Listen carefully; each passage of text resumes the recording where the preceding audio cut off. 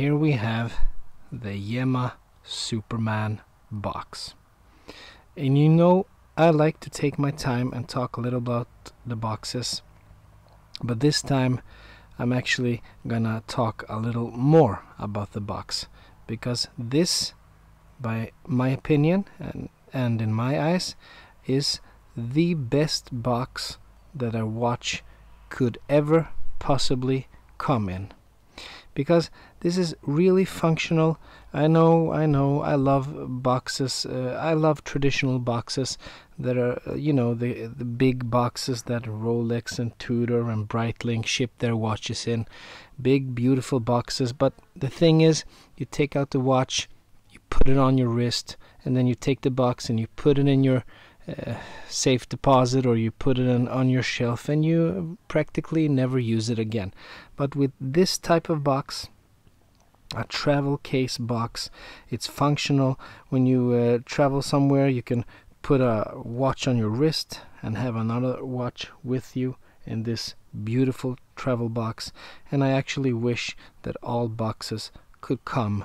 I mean, I actually wish all watches could come in boxes like these. This is some kind of leather, feels really high quality. The stitching is perfect everywhere, and we have the little detail here with the French flag, which I really like. It's a beautiful little box. The Yema logo and the Yema writing right there. It's a beautiful box. And actually you can buy the box on their website. It's like 60 or 70 euros, and I'm considering doing just that. Anyway, let's open this baby up and show you what you came for. And as you open the box, you have the instructions manual right here. Let's just check it out really quick. This is actually both in French and English, which surprises me, because I've actually been to France once in my life, to Paris. I was there for 2 weeks, and beautiful country, really good food, tasty wines, beautiful city, and a lot of culture and buildings to visit. But one thing that I took away with me from France is that they really don't like to speak English. At least not in Paris. So I'm a little bit surprised that they have the manual in English here. Here we have where it's made, and a little bit of the history, and some other models that you can check out. The bronze version of this watch, and their connection to the racing world. And here we have some really cool pictures, their connection with airspace and air travel and space travel. And yeah, it's a nice little book, a nice little addition to have and to read through. And now we'll take a look at the watch. This is for the guy that owns the watch. He put the spare links in there. As you can see, we have some nice soft foamy stuff inside, and there we have the Yema Superman Heritage Blue. Let's take a look at it.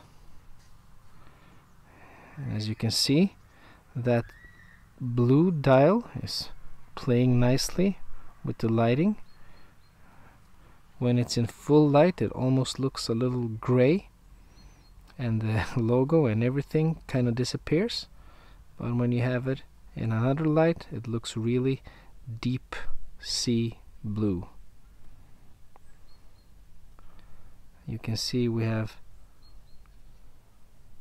the Yema logo up there, Yema Superman. Let's see if we pop out the crown just to see the writing beneath the full writing. We have 990 feet automatic, and instead of Swiss made, we have France at the bottom. Proud of their watch, as they should be, because it's a really cool watch. The watch feels small when you pick it up for the first time, the bracelet, and as you can see, the lugs, the case is completely polished on the upper side, polished on the side, polished below. As you can see, we have some brushing on the bezel there, beneath the coin edge, all the way around. There we have the crown with the Yema logo, with the lock system. We're going to talk about that a little later. Let's take a look at the clasp. All brushed clasp, Yema logo, and it's a 3-fold clasp with a security lock. It's actually quite a stiff clasp, stiffer than I thought it would be. There we have it, stainless steel, the case back, étanché, I guess it means water resistant, 30 bars, Superman, Fabrique in France, the Yema logo, the Yema insignia. Looking cool. It's a good looking watch. I'm just going to talk about some specifics now. We have a diameter of 39 millimeters. We have a thickness of 12.5 millimeters. And I know that on the Yema website it says that the watch is 13 millimeters thick, but it isn't. I've measured it a couple of times. 12.5. The lugs are 19 millimeters lug width, tapers down to 16, and then goes up to 18 at the clasp. And we have a lug to lug of 48 millimeters. And you'd think that 48 millimeters lug to lug size on a 39 millimeters watch would wear quite small, almost too small if you have large wrists. But I'm going to tell you that the special design of the lugs here and the bracelet really makes it not so, because as you see on most regular watches, you can usually take the bracelet and make it flush to the case back, but the construction here with the lugs protruding almost straight out, and they're not tapering at all. As you can see that the first link in the bracelet, it hits on the lug right there and there, which means that the actual lug to lug before it tapers down is actually somewhere here. And I would say instead of 48 at the lug to lug there, I would say it's like 50 from the lug to lug there, where it begins tapering for real. So even with my 20 centimeter wrists, this watch wears really good. I'm gonna put it on in just a minute. I just have to check out some more of the specifics. We have sapphire glass, domed sapphire glass, as you can see, and we have a sapphire bezel as well. It's a aluminum bezel insert and sapphire on the top, which is really good. I had a ball watch with a sapphire bezel, and it felt good to have sapphire. It's a little more sturdy and a little more scratch resistant than just the plain aluminum, but you still get the aluminum look, which is really good. The movement beating inside this watch is a Sellita SW200-1. It's a 26 ruby jewels movement with 28,800 beats per hour, and the accuracy is plus minus 12 seconds a day with a 38 hours power reserve. The really cool thing here is how the bezel works. As you can see, if I'm trying to operate the bezel, I can't. It's locked in place. And this is the cool thing. This is the lock system that Yema have used since 1963. And it's really useful if you're a professional diver and if you have OCD. Because as you've seen or maybe have seen in my other videos, I really don't like when the bezel doesn't line up perfectly, and you can control that with the lock system. To operate the bezel, you have to unscrew the crown, which makes this little portion here, the little lock, become a little rattly. It's loose now, and now you can operate the bezel.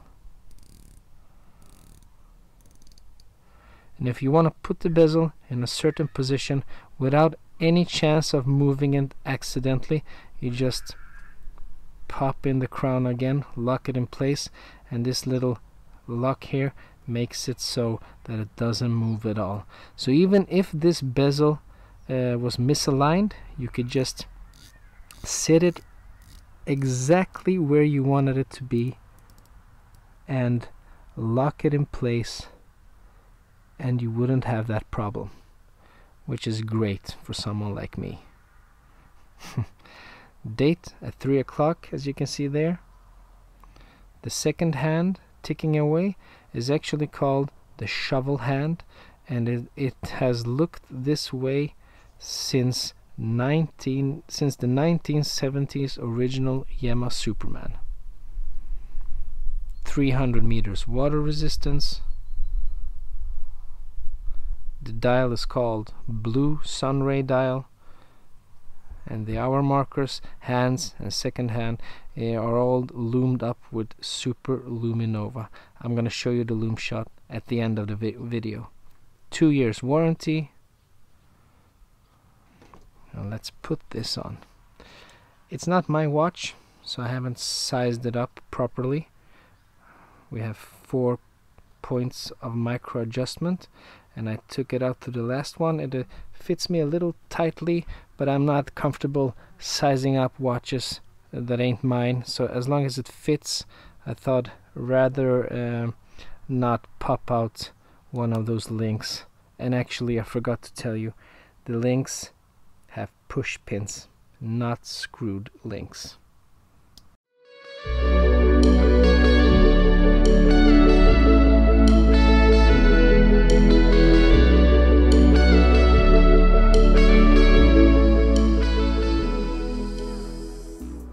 That sunray dial, it's a really special kind of blue. It's almost most of the times it's a little grayish to the tone, very light, but when you get it in the some lights, it goes almost like a, I don't know, navy blue. It's a really cool dial because it has a lot of personality and it changes a lot depending on the light.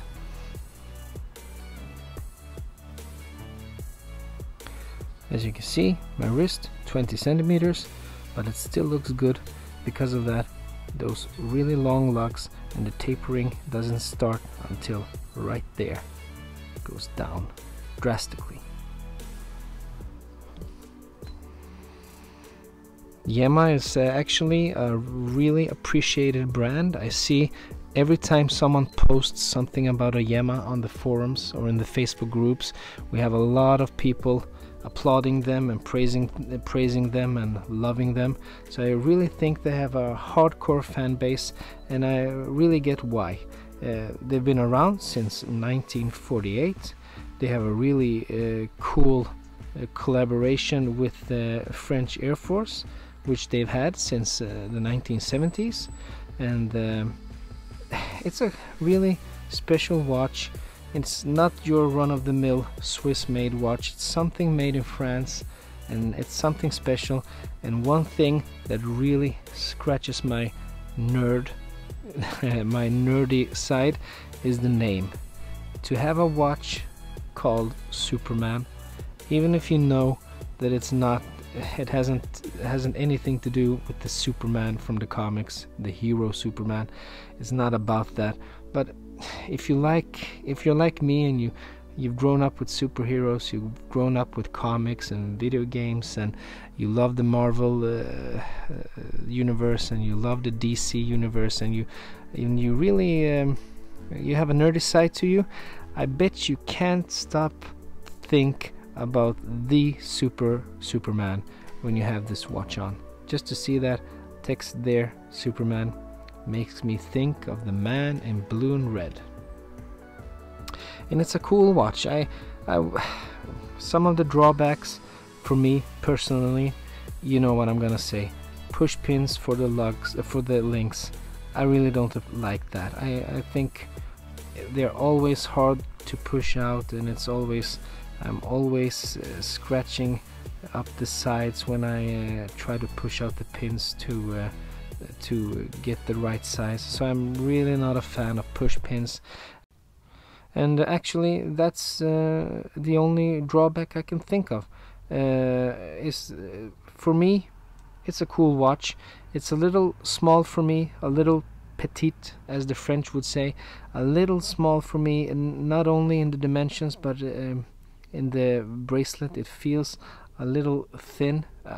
Not to say, I'm not talking about it feels low quality, because it doesn't. It just feels a little too thin, and tapers down to 16, and yeah, sure, that's the same tapering as my Rolex, but the links feel a little thin. I don't like the push pins, and yeah, it's a cool watch, but if I would to buy it, they actually have the same version but in a 42 millimeters, and I think I would buy that instead. Actually, I forgot to show you, it has a really cool diver's extension, a really big diver's extension right there, which is a good thing. As you can see, pops right out, easy to operate and easy to pop right back in. Okay guys, and here we have the lume shot for the Yema Superman Heritage Blue. As you can see, this is Swiss Superluminova, and it's heavily applied on the hour and minute hand, and because of those quite slim hour markers, it's not really that much lume on the hour markers, and you can see the second hand ticking away right there, brightly lumed, the shovel as they call it. Let me put my hand away from the camera. This is as far as I can stretch my hand, and as you can see, you can still see what time it is because of that brightly loomed hour and minute hand. It's a nicely loomed watch.